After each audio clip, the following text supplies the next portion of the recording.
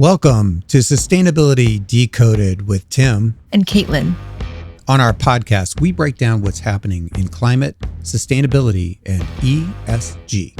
And along the way, we help you get smarter about sustainability. So let's get into it.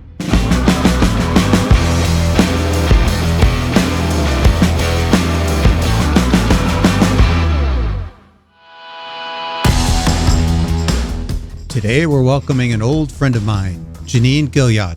Janine is the CEO of the Value Reporting Foundation. Before Janine became a leader in the sustainability space, she had a long career in finance. The Value Reporting Foundation is a nonprofit that works to help investors evaluate the environmental impact of a company. Janine's organization and many others have spent years trying to define and create comparable standards for environmental, social, and governance reporting.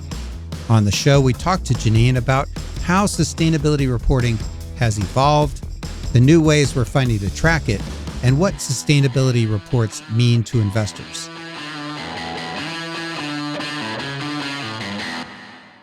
When you started your career, Janine, in finance, that there wasn't a lot of discussion about environmental, social, and governance issues. And I'd love to hear, how did that issue come up? I mean, where did you first sort of see it manifested, and how did it grow into the big issue that it is today? Yeah, it's interesting, Tim. In fact, I think when I started my career, and I think a lot of my colleagues at the time had this attitude, was you did the first half of your career, which was work in business, and then you tried to make the second half of your career that you found something where you felt you were contributing to society. And I think what's exciting is that dynamic has completely changed. And now I think people really are trying to marry a career in business with a career in having a positive impact on society.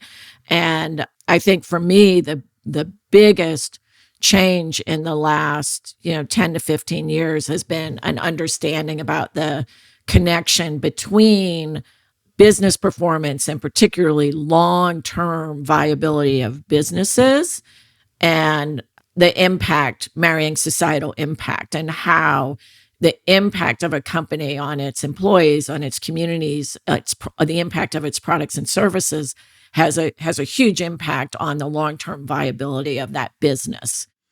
It's super interesting because you and I sort of came up through this lens together. And, I can remember talking to some of the investors early days, right? When I was working in big tech and trying to explain our environmental, social, and governance changes that tried to look long-term, and them looking at me like I had a third eye in my head. Like, what are you talking about? Why are you here? This has nothing to do with shareholder value. I think largely that attitude has changed, but not entirely. There are still, especially with retirement funds, a faction of people who feel like, well, you're here to protect the retirement income of people who've served their entire careers in some municipality. So how does this help them? How do we respond to the doubters that are still out there thinking that integrating environmental, social, and governance into investment strategy is really not helpful? Yeah, the way you have to do that is with data and evidence and measurement. This is one reason why measurement's so important, so that you can tangibly connect environmental and social and governance performance to financial performance. Because retirement security is determined by returns and investment returns. So they're rightfully concerned about, do ESG factors impact or not impact financial performance? And I think we now have such a growing and substantial body of evidence that ESG factors do in fact impact financial performance and risk. And I think that, Tim, is the conversation you have to have with people who have those concerns. Mm-hmm. I guess to give our listeners kind of a better foundation to understand, how do we measure ESG? Tim was previously at the Global Reporting Initiative, which was one of the leaders and earliest movers in that space. Integrated reporting and the Issb standards have both tried to do that. And all of them are trying to do the same thing. Hold up. Before Janine answers how we measure ESG, I want to recognize that all of these different organizations and initiatives are absolutely confusing to keep track of. But to provide a bit more clarity, the Global Reporting Initiative, aka GRI, and the Sustainability Accounting Standards Board, also known as SASB, do similar work.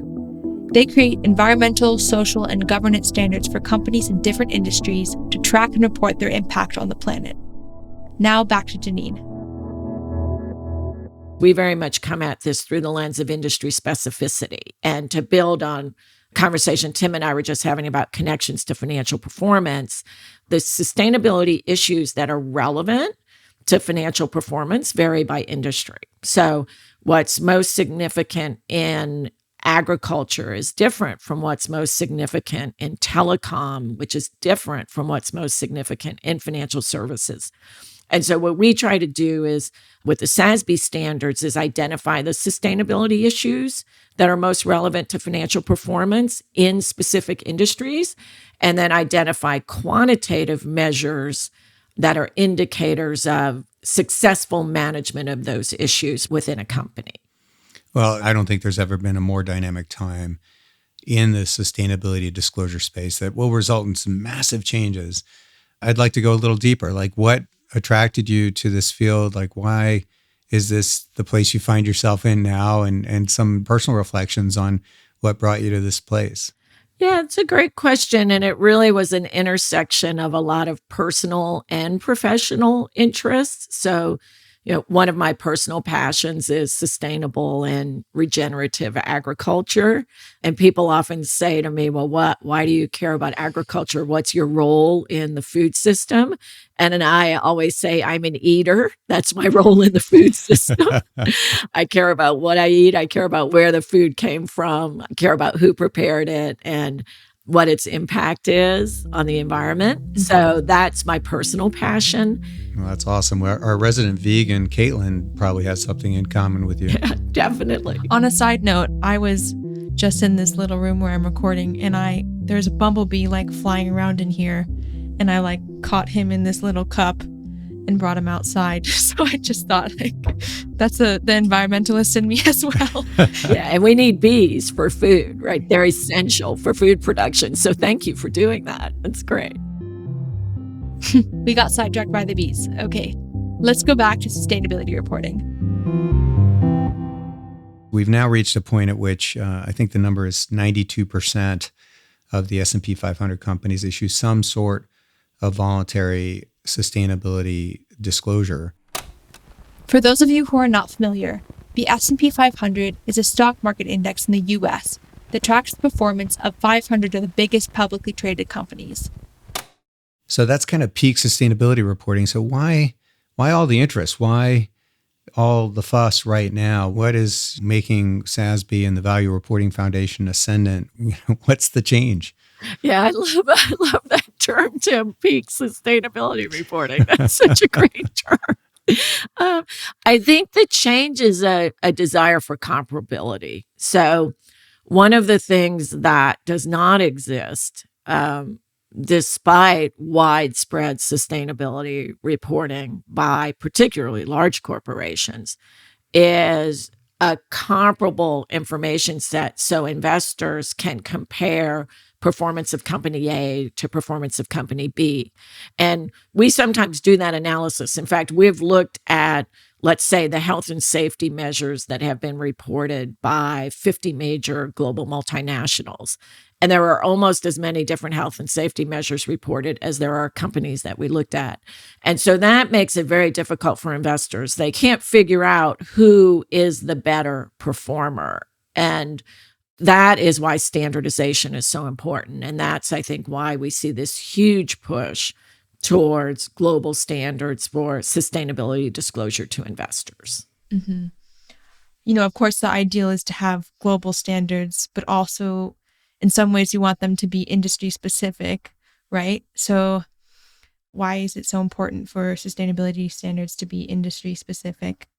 Yeah. So it's really back to this building this connection to financial performance and which sustainability issues are likely to impact financial performance. So a great example of this is climate, because climate obviously impacts nearly every industry, but how it manifests itself is quite different. So if you're an insurer or an insurance company, what you really are focused on is what's your exposure to risk from, let's just take properties that you're insuring, right? So if you're a homeowner, if you're supplying homeowner insurance, how are the insured properties vulnerable to rising sea levels?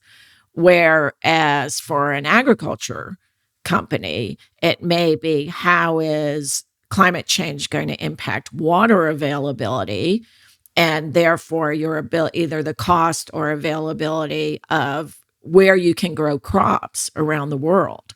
So it's very difficult to just say climate. You have to go into each of those industries and say, how is climate going to impact this specific industry based on its products and its services? Therefore, what's the most relevant measure? So at Sustainability Decoded here, we take on the tough issues. So here we go. When somebody responds and says, well, it's one thing to look at ESG or environmental, social, and governance issues that impact a company's bottom line. But others might say that's really just sort of self-serving. It's looking at the bottom line of the corporation. The financial implications are not implications that might impact people or the planet. So, how do you respond to that? I mean, what is the kind of building block, if you will, that SASB offers that either includes or doesn't include those factors? Yeah, so I really think that's a false choice. I think there's this choice between financial performance and positive societal impact. I really think that's a false choice. I think what's essential is to really try and connect those two things. So what are the societal impacts that are relevant to financial performance and actually the value of the company? And that's the way you think about the value of the company long term. And the goal is to improve the value of the company by improving performance on the societal impacts that are most relevant in that business. So Tim, I've never really understood, the trying to split those out into two totally separate conversations because to me, the win-win is finding the intersection between a company's impacts and its financial performance. And that's the link to getting investors to care. And then to your point that in the past, it may have been possible for companies to not make those connections. If investors care about those connections, then that's the path to helping companies care. Going off that, what's the difference? What's the change now? Why do investors care? Is it affecting companies right now? Yes. So that's a fantastic question. The reason investors care right now, or they increasingly care, is they now really believe that performance on sustainability issues, like whether it's climate, whether it's human rights issues in a supply chain, whether it is employee retention and working conditions for employees, investors increasingly believe that those factors do impact risk and return and the long-term viability of companies. And that's why there's now such huge attention on disclosure and standardization. So I couldn't agree with you anymore, Janine. And I do see a great connectedness here. And having worked in the voluntary disclosure market, a lot of good has been done and continues to be done in that world where companies disclose information and by disclosing it, create kind of that sunshine effect where you see performance improvements year over year. And personally, firsthand, I've seen those improvements. But what happens is that, the information is sort of disclosed in a haphazard way. It could be late, it could be incomplete, it could have low quality.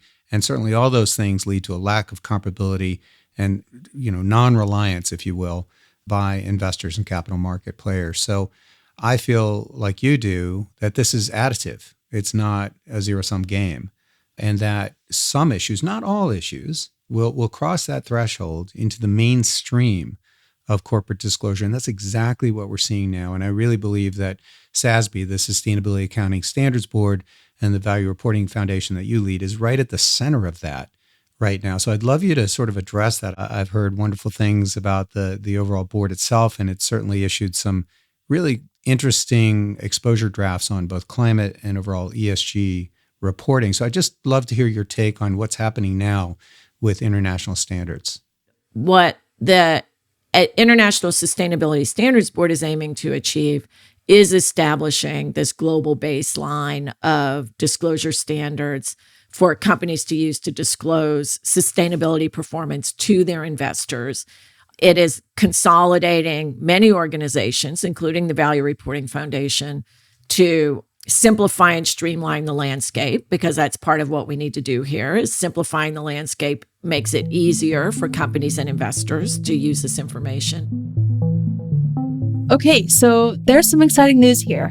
The International Sustainability Standards Board, aka the ISSB, recently appointed a new chairman to its board.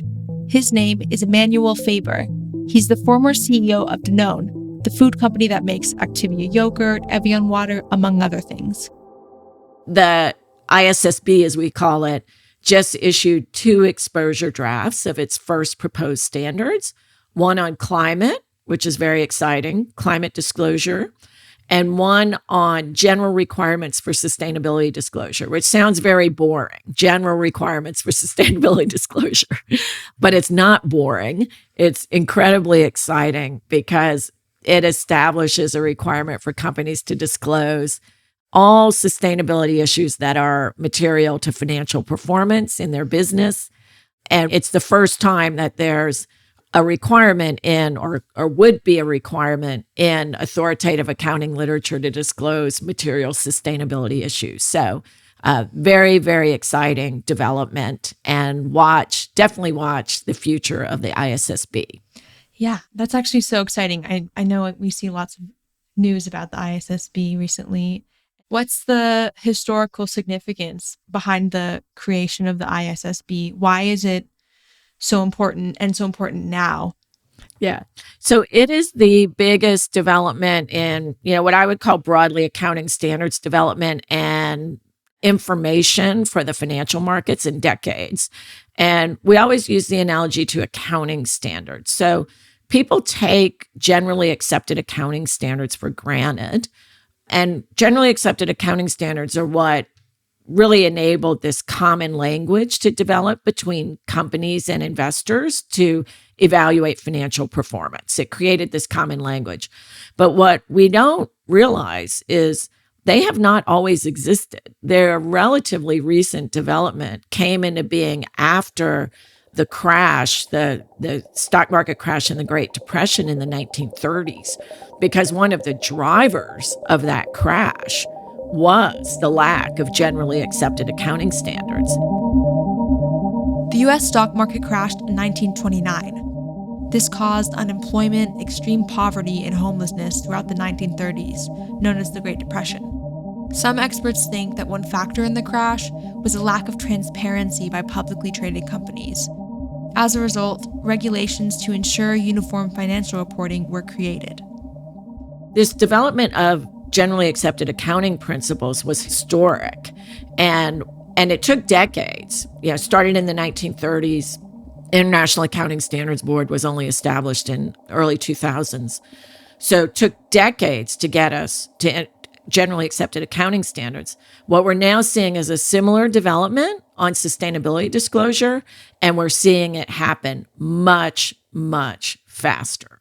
So, right, SASB is only 12 years old, and we're now talking about embedding SASB's sustainability standards in international financial reporting standards in 12 years. So just amazingly rapid progress.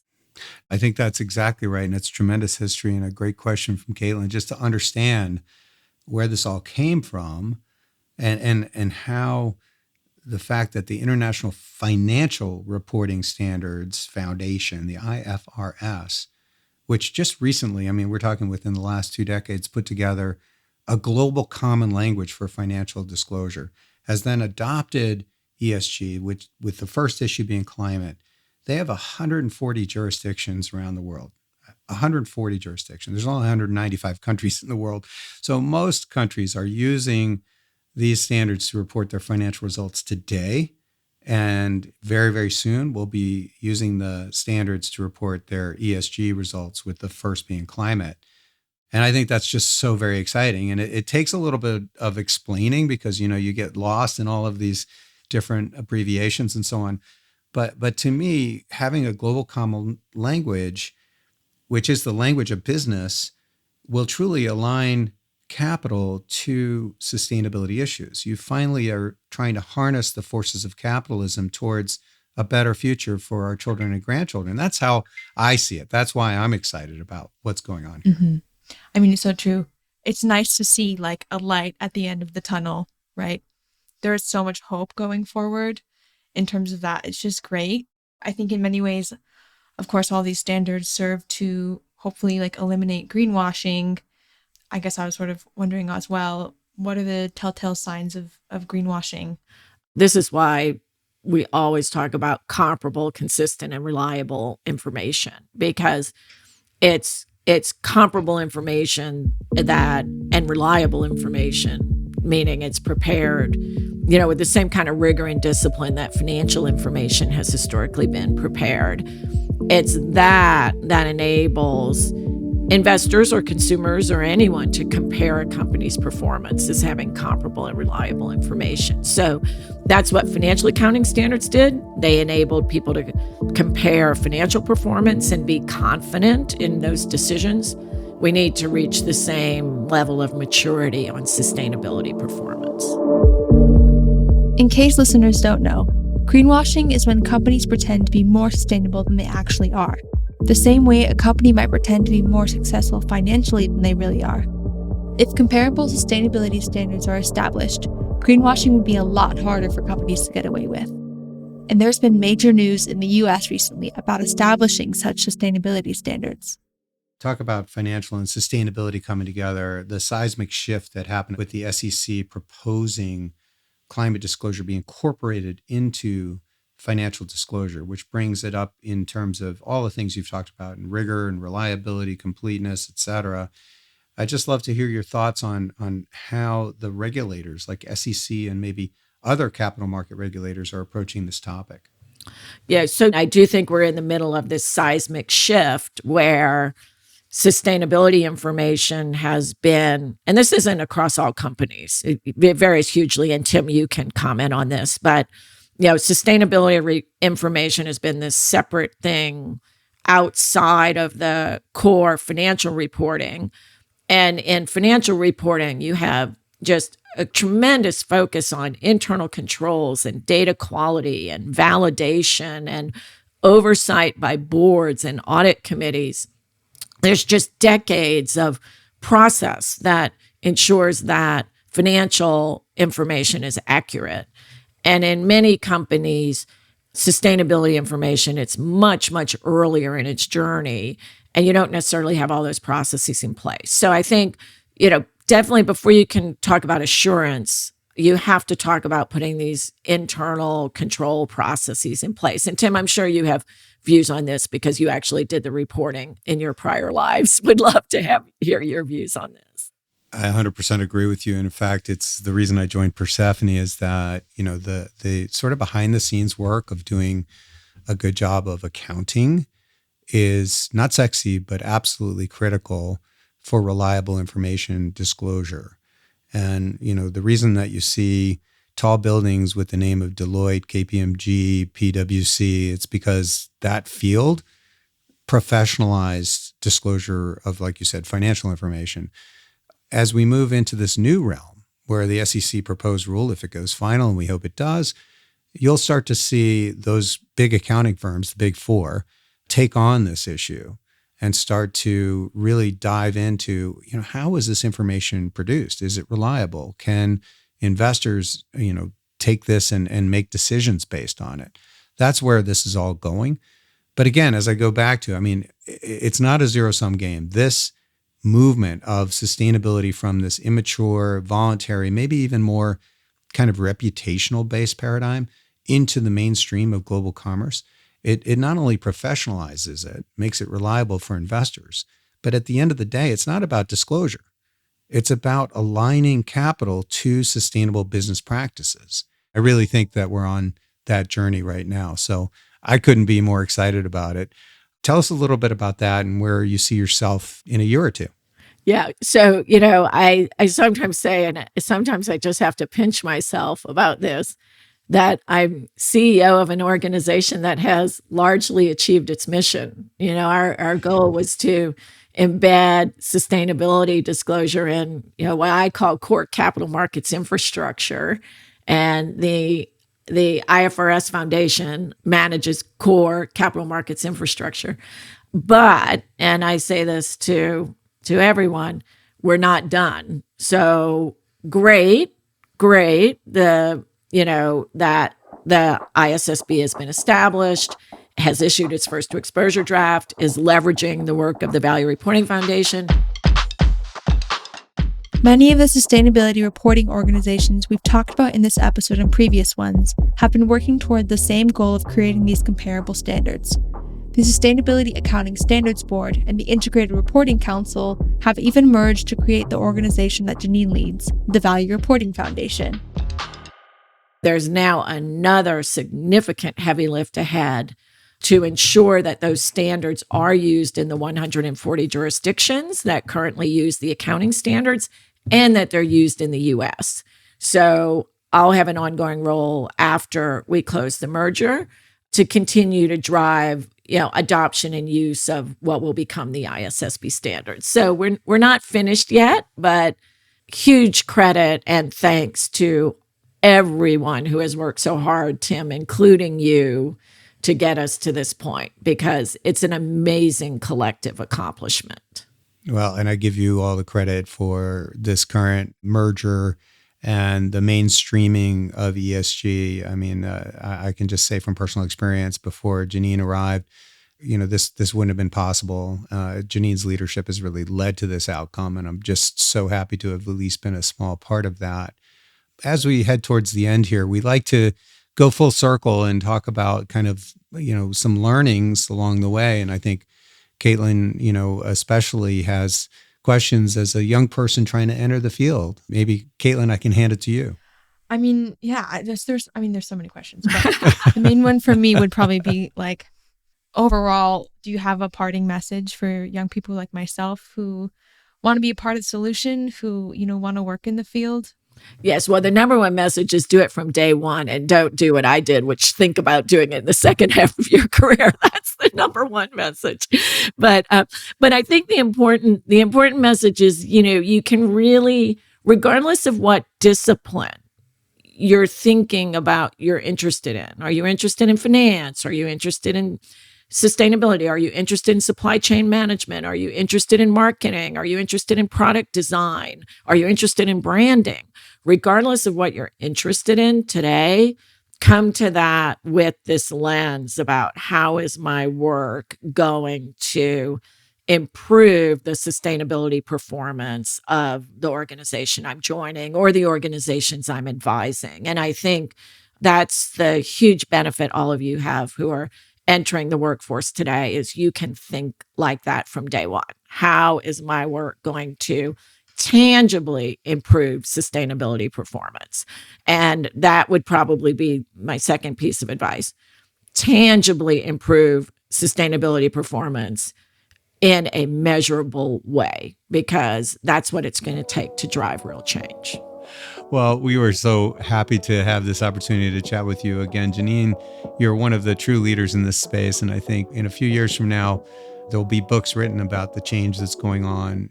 It will truly have global impacts at scale that, folks like Caitlin and my grandchildren will feel the benefits of for many years to come. So a lot to be proud of.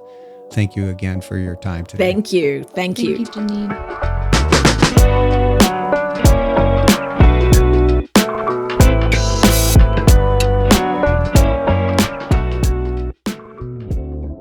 Wow, Caitlin, Janine is just amazing. She's truly one of the leaders in the sustainability movement and where it's going now. What did you think of the podcast? I really just want to thank her for her work in the field.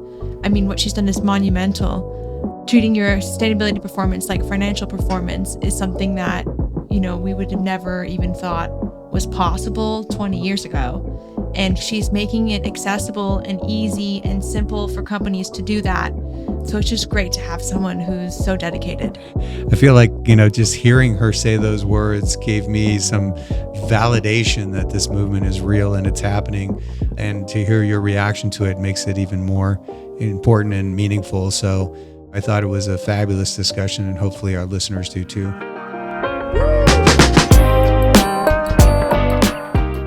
If you want to learn more about Janine and her work at the Value Reporting Foundation, you can visit valuereportingfoundation.org.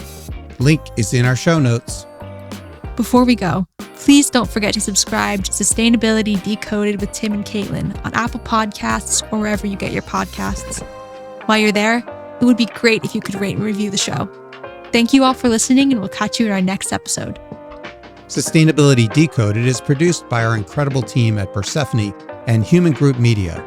If you want to learn more about Persefoni and our climate management and accounting platform, please visit our website, persefoni.com.